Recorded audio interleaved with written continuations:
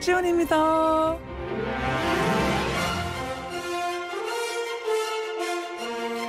박지훈과 함께 오늘은 당신이 뉴스킹. 안녕하십니까, 뉴스킹의 박지훈입니다. 오늘 아침 날씨 어제보다 쌀쌀합니다. 현재 서울 기온 5도인데요. 낮에는 기온이 껑충 오릅니다. 서울 낮 기온은 22도까지 예상이 됩니다. 자, 오늘 뉴스킹 2부에서는 국민의힘 수석 최고위원으로 복귀한 김재원 최고위원과 함께 이야기를 나눠보겠습니다. 자, 이어지는 3부는 정치킹 시간인데요. 박지원 전 국정원장과 함께 국민의힘 전당대회 결과 분석, 또 민주당의 내용, 또 대책은 있는지 이에 대한 이야기 들어보겠습니다. 4부 당대표 시간에는 홍문표, 김경협 의원과 함께 김기현호 공식 출범, 또 여야 본격적인 총선 모두 돌입, 강제징용 해법 속에 윤석열 대통령 미일 연쇄 외교 등 현안에 대해서 짚어보겠습니다. 자, 박지훈과 함께한 오늘은 당신이 뉴스킹 지금부터 시작하겠습니다.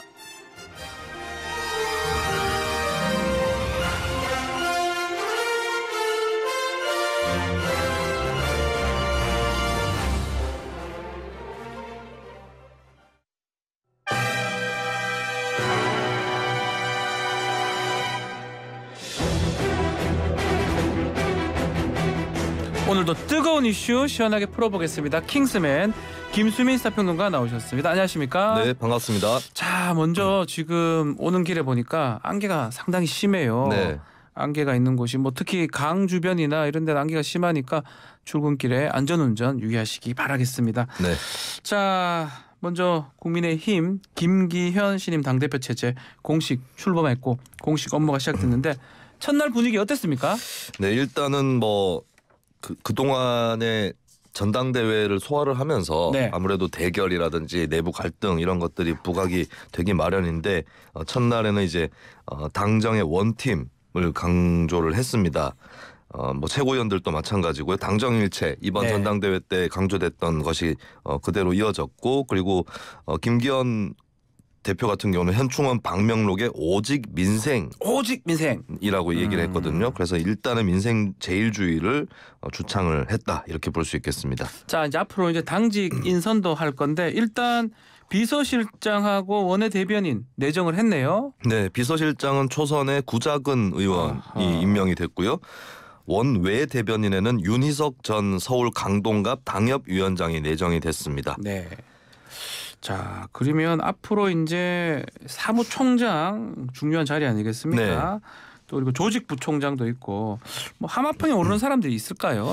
네, 일단 사무총장에는 이철규, 정점식, 김정재 의원 등이 거론이 되고 있고요. 네. 그리고 중요하게 꼽히는 자리가 내년 총선도 있고 그러다 보니까 조직부총장, 그리고 전략기획부총장 이렇게 네. 중요한 자리로 꼽히는데, 조직부총장하고 전략기획부총장에 임명할 만한 인사로는 이제 부총장이기 때문에 좀 초선 의원들이 유력하게 거론이 되고 있거든요. 네. 그래서 박성민, 배현진, 엄태영 의원이 주로 거론이 되고 있고, 박성민 의원 같은 경우는 대통령하고 막역한 사이로 알려져 있지 않습니까? 그렇습니다. 그래서 이 당직 배분을 할 때 여러 개파 안배를 할 수도 있겠지만 네. 조직부총장이라고 했을 때는 특히 뭔가 직계의 성격이 좀 강한, 그래서 친윤의 어떤 그런 성격이 강한 인사가 임명이 될 것으로 예상이 되고 있습니다. 그 말대로라면 인선이 마무리될 때쯤 되면 또 확인해 봐야 되겠지만 네. 친윤 직할 지도부, 네네. 친윤 1세기 지도부 이렇게 되고 또 이런 부분을 또 당내 일각에서는 또 우려하고 있는 얘기도 있고요. 네. 민주당 입장에서 이것도 괜찮다 이런 분위기 같기도 하고요. 네, 아무래도 이게 일종의 공식인 것 같은데 어떤 당이 일색 이미지가 강해질수록 네. 경쟁 정당에서는 좋아한다. 느낌이 있습니다. 왜냐하면 네. 이제 좀 당에 조금은 다채로운 이미지가 있어야 외연 확장이라든지 그렇죠. 이런 것들이 가능해 보이고, 사실 네. 국민의힘만 해도 이재명 대표가 대표직을 계속 유지해 줬으면 좋겠다. 그런 얘기가 좀 국민의힘 속에서 많이 나오잖아요. 그런 얘기가 나오듯이 예. 거꾸로 민주당도 아하. 이번에 새로 탄생할 지도부가 친윤 일색으로 가주면 우리는 사실 괜찮다. 더 좋다. 예, 이런 분위기가 한편으로 있는데, 네. 사실 이게 항상 정당으로서는 딜레마인 것 같아요. 그러니까 주류 중심으로 개편이 되는 거는 사실 어떻게 보면 당연한 건데, 그렇지만 주류 중심으로만 갔을 때 또 네. 당이 지게 되는 그런 위험 부담도 있다. 이것을 또 생각을 해볼 수 있겠습니다. 자, 국민의힘 새 지도부 선출은 됐습니다. 자, 다음은 원내대표예요. 원내대표도 이제 선거를 해야 되는데 어떤 후보군이 거론이 되고 있습니까? 네, 이게 사실 원내대표 선거 시기부터가 일단 네. 변수가 되고 있는데요. 원래는 4월 8일까지가 주호영 원내대표 임기입니다. 네. 근데 박홍근 민주당 원내대표하고 좀 임기를 맞출 필요가 있다라는 얘기가 양당 모두에서 흘러나오고 있거든요.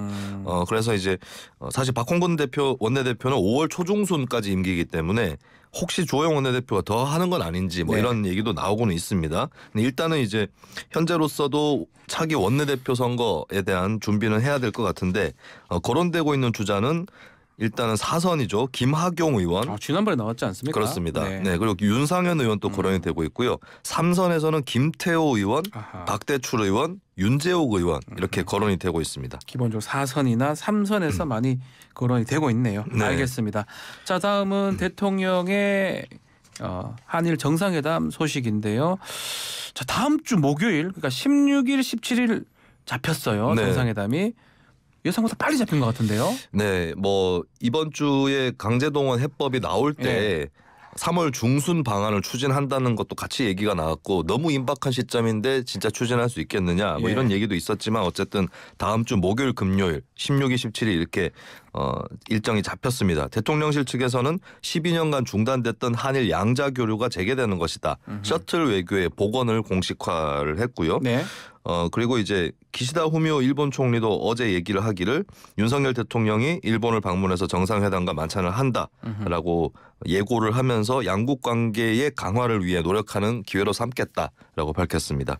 자, 앞서 우리가 강제징용 배상 해법 발표하면서 일본 호응을 기대한다 이렇게 얘기를 했었는데 네. 일본 내에서는 일본의 완승이다. 아무것도 양보한 게 없다. 이런 또 얘기가 나오고 있어요. 네, 당장에 윤석열 정부에서 강제동원 해법 예. 발표를 했을 때도 일본 자민당 의원이 일본의 국회에서 기시다 후미오 총리하고 문답을 하면서 절대 사과를 하면 안 된다. 뭐 이렇게 좀 단속하는 듯한 분위기가 있었죠. 그래서 네. 일본 일본 정가 현재 분위기는 윤석열 정부의 발표에 대해서 우리가 완성했다라고 보는 동시에 함부로 뭘 내주면 안 된다까지 이렇게까지 이어지고 있는 상황이기 때문에 이게 뭐 최종적으로 어떤 결과로 이어질지 모르겠지만 네. 현재로서는 이 같은 분위기를 봤을 때는 일본 정부에게 뭔가를 따낸다라고 하는 것이 상당히 어렵다라고 하는 그런 좀 냉엄한 현실은 느낄 수 있는 것 같습니다. 자, 정상회담에서 뭐 얻을 게 있어야 될 것 같긴 한데 자, 이런 가운데 일본 언론이 윤석열 정부가 지소미아 이것을 정상화할 방침이다. 이렇게 보도를 했습니다. 네, 요미우리에서 보도를 했는데요. 네. 윤석열 정권은 이게 이제 2019년 당시 협정 종료 등을 일본에 통보했던 문서를 취하하고 일련의 조치를 철회하는 그런 예정이다라고 네. 보도를 했습니다. 그래서 이게 아무래도 뭐 구체적으로 어떤 내용이든 간에 분명한 거는 한일 정상회담에서 다음 주에 논의가 되는 의제라고 볼 수가 있겠고요.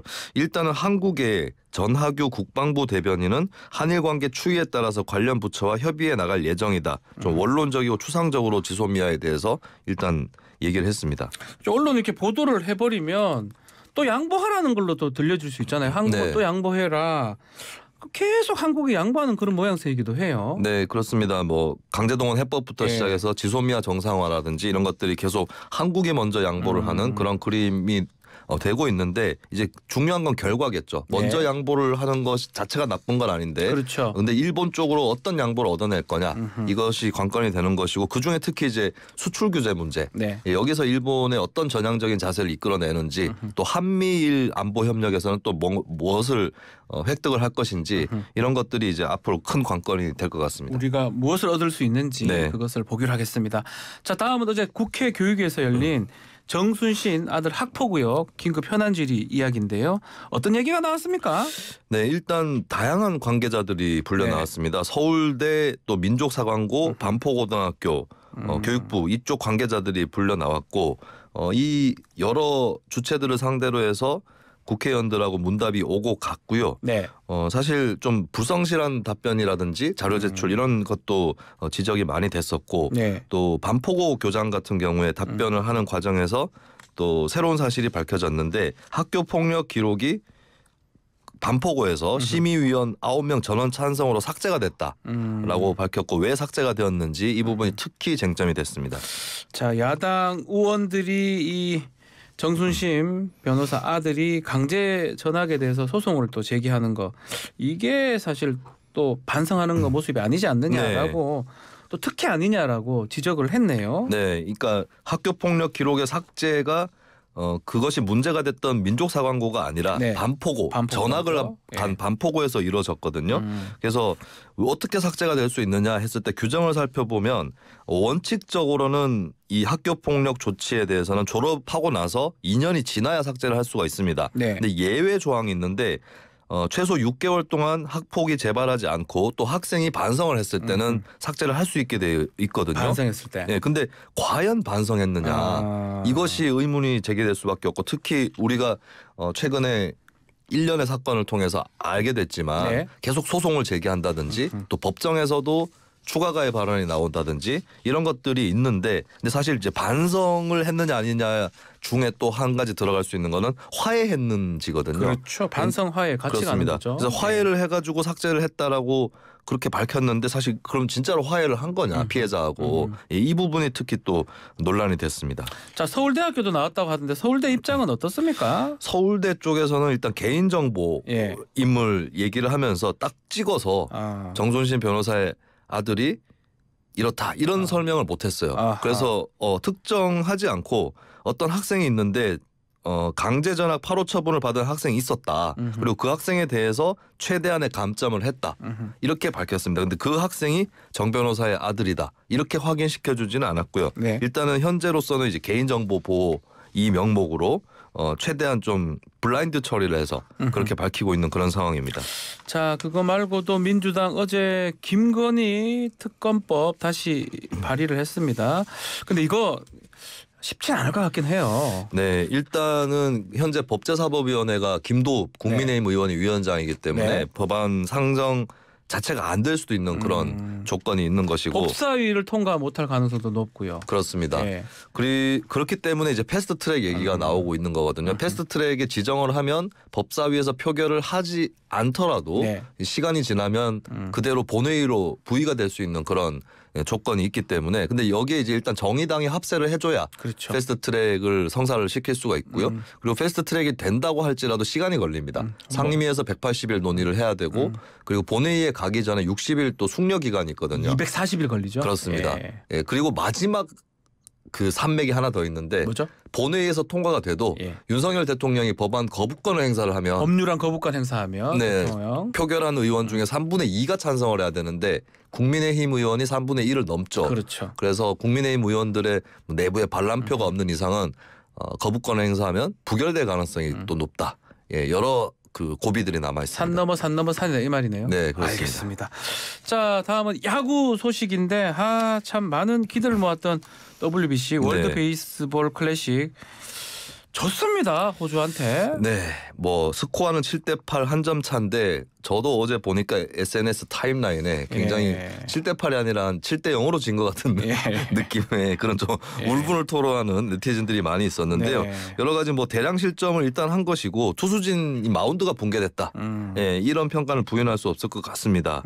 그리고 타선 같은 경우는 응집력이 부족했다. 네. 예, 폭발하지 않았다라고 하는 것이죠. 예. 예, 그러면서 이제 또 뭐 마운드에서의 부진하고 이런 것들이 어우러져서 결국에는 지고 말았습니다.